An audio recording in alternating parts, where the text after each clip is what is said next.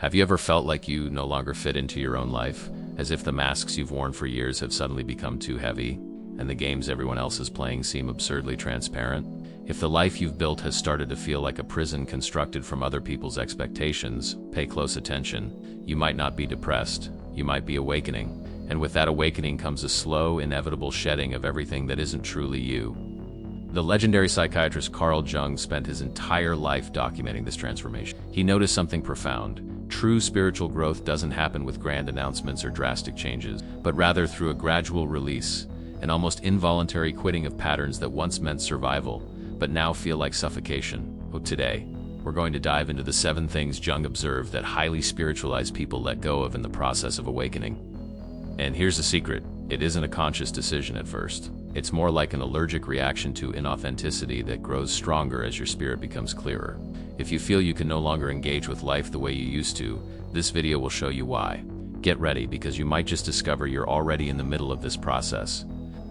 You know, that need to post something and then keep refreshing the page to see the likes, or that habit of agreeing with everything in a group of friends just to feel like you belong. Deep down, that's our ego begging for a cookie, a stamp of approval that says, you're good enough. The great psychologist Carl Jung noticed that during a spiritual awakening, this desperate hunger for approval doesn't just vanish because of a conscious decision. It starts to cause an almost physical discomfort, like an allergy to a lack of authenticity. What's happening is a monumental shift in your internal architecture, a transition that Jungian psychology calls moving from the domain of the ego to connecting with the self. Think of the ego as a needy manager who needs popularity reports every 5 minutes. The self, on the other hand, is the true owner of the company. It knows its own value and doesn't need anyone on the outside to validate it. As you tune into this inner force, the search for applause simply becomes unnecessary. In practice, you'll find yourself in the middle of a conversation, about to give a fake compliment, and feel a lump in your throat. Maybe you'll open Instagram to post a photo and think, what for? This isn't anxiety. It's yourself refusing to participate in the theater. It's the beginning of the process of letting go of the identity you built for others.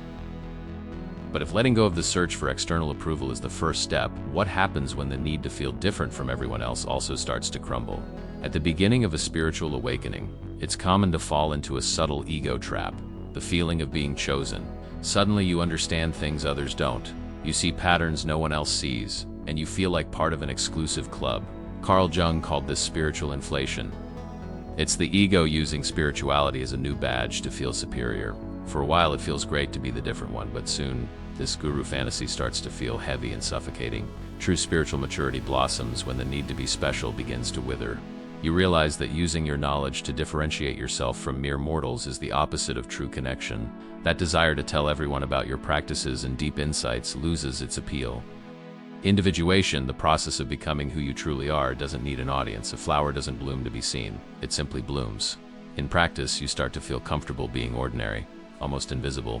You stop performing your spirituality. The freedom you find in letting go of this spiritual superhero cape is immense.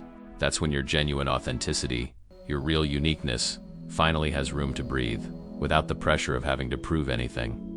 But if being authentic means abandoning the need to be special, what about that other performance, the one of being happy all the time?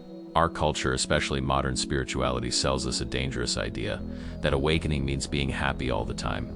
We become hostages to toxic positivity, forcing smiles and swallowing our tears, so as not to lower our vibration. This is nothing more than a performance of happiness.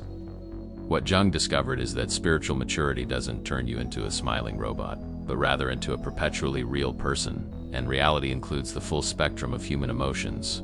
This pressure to be a walking billboard for love and light is the most common form of spiritual bypassing. We use the mask of enlightenment to avoid pain, anger, and grief. However, as your consciousness expands, this act becomes unsustainable. You start to feel like an imposter on the inside. Your soul no longer wants to pretend.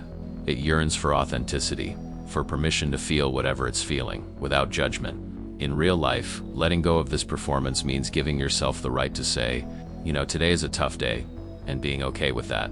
It's allowing sadness to come and go without creating a narrative of spiritual failure because of it. Being real is far more liberating than being positive. And it's in this space of brutal honesty that we begin to question our deepest certainties. After all, if we don't need to pretend to be happy, do we really need to be certain about everything else? Our mind is an answer-seeking machine. The ego detests the vacuum of doubt and clings to certainties like a castaway to a piece of driftwood. We want to know who we are, what our purpose is, how the universe works. We build castles of belief to feel safe.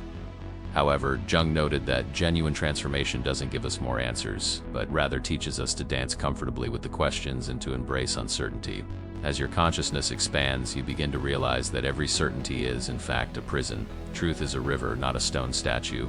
The need to be right all the time starts to feel limiting and even a little arrogant. True wisdom isn't born from accumulating facts, but from the courage to admit, the more I know, the more I realize I know nothing. It's the peace that comes from surrendering to the great mystery. In practice, you stop entering debates to win and start listening to understand. You might read a book like Osho's The Book of Not Knowing and feel a sense of relief instead of anxiety. Letting go of certainty is trading the rigidity of a map for the freedom to explore the territory without a defined route. And when you stop trying to control the world with your opinions, a new kind of power emerges. A power that allows you to release one of the heaviest narratives we carry, that of blame. It's very comfortable to wear the mantle of the victim, blaming our parents for our insecurity, our ex-partner for our trust issues, or our boss for our frustration. The ego loves this narrative because it absolves us of any responsibility and gives us a clear identity, the poor sufferer. However, Jung knew that no matter how justified our pain may be, remaining in a victim mentality is handing over control of our lives to someone else. It is the voluntary surrender of our personal power. The turning point in spiritual transformation is when you stop asking, "Why did they do this to me?" and start asking, "What was my part in this?" This isn't about blaming yourself, but about taking radical responsibility. It's understanding that while you can't control what others do, you have total power over how you react. It's about stopping the wait for an apology that may never come and deciding, on your own, to heal the wound. In practice, letting go of blame means you stop using the past as a justification for your present. It's a daily effort to look at the recurring patterns in your life and ask yourself, where is my part in this? You trade the momentary satisfaction of complaining for the lasting strength of authorship. But to take on this responsibility and face life head-on, you have to stop using your own spirituality as a hiding place. Spiritual bypassing is one of the ego's most sophisticated traps. It's when we use phrases like, "It's all as it should be," to avoid feeling the pain of grief, or they are just reflecting a shadow of mind to avoid a necessary confrontation. We use meditation as an excuse to escape difficult conversations and the law of attraction to ignore real problems.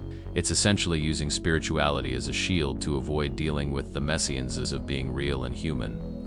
True spiritual maturity, however, isn't about transcending humanity, but about living it completely. It demands embodiment, which is the practice of bringing your full consciousness into your body, your emotions, and your daily life. It's feeling anger and still being compassionate. It's feeling fear and still acting with courage.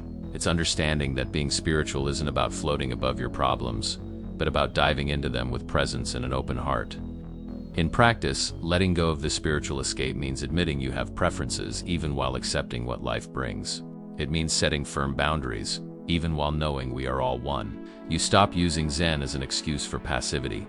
By allowing yourself to be fully human with all your flaws and glories, you discover a strength that comes not from escape, but from presence. And that presence makes you realize that perhaps isolation isn't a sign of evolution, but a final refuge. At the beginning of the journey, isolation feels inevitable and even a bit noble. The old conversations lose their charm, past interests seem futile, and you feel like no one understands you anymore. The ego loves this feeling of being an awakened lone wolf looking down on the world from a mountain of wisdom. This distance at first serves as a cocoon, allowing your transformation to happen without external interference. However, true spiritual maturity doesn't lead you away from humanity, it plunges you back into it in a completely new way. You start to realize that the isolation, which once seemed like a sign of elevation, was actually a subtle form of arrogance. The true test of your consciousness isn't meditating alone on a mountaintop, but being able to have coffee with your aunt who only talks about soap operas, and doing it with genuine love and presence. Letting go of isolation is the final step in becoming truly free. It's when you stop using your spirituality as a wall and turn it into a bridge. You learn to create conscious connection, being with others without losing yourself, sharing without preaching, and loving without conditions. It's the discovery that enlightenment has no value if it isn't shared in the dance of human relationships, finding the divine in the face of every person who crosses your path. As we've seen, the journey of spiritual awakening, in Jung's view, isn't about adding new masks or accumulating more knowledge. It is a courageous act of subtraction, of letting go of everything we were told we should be to finally make space for who we already are. Each release of approval, of blame, of certainty, is not a loss, but but a step toward a freedom that no external validation can offer. Now the question is no longer what Jung saw, but what you see in yourself. Which of these 7 shackles do you feel are already loosening in your life? Which performance has become too heavy to maintain? And most importantly, what would emerge in the empty space if you allowed yourself to let it go for good? There's no right or wrong answer, only your truth waiting to be lived. Remember, this process is a spiral, not a straight line.